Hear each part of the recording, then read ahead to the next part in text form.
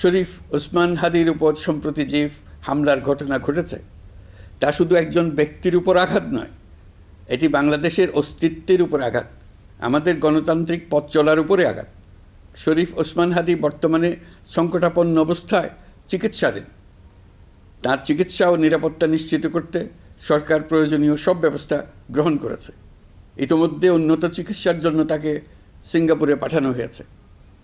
আপনারা তার জন্য মহান আল্লাহ তাআলার কাছে অন্তরের অন্তঃস্থল থেকে দোয়া করুন। সরকার এই ঘটনাকে অত্যন্ত গুরুত্বের সঙ্গে দেখছে। ঘটনার সঙ্গে জড়িতদের প্রাথমিকভাবে চিহ্নিত করা গেছে। আমি দেশবাসীকে আশ্বস্ত করতে চাই, যারা এই ষড়যন্ত্রে জড়িত তারা যেখানেই থাকুক না কেন তাদের কাউকে ছাড় দেওয়া হবে না।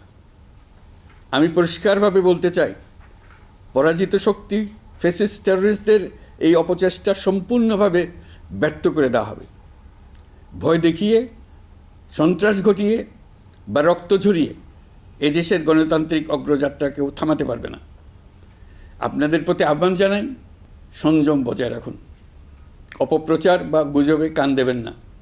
ফ্যাসিস্ট টেররিস্টরা যারা অস্থিরতা সৃষ্টি করতে চায়, আমরা অবশ্যই ঐক্যবদ্ধ হয়ে তাদের মোকাবেলা করব। তাদের ফাঁদে পা দেব না। পরাজিত ফ্যাসিস্ট শক্তি এদেশের পবিত্র মাটিতে আর কোনো দিন ফিরে আসবে না।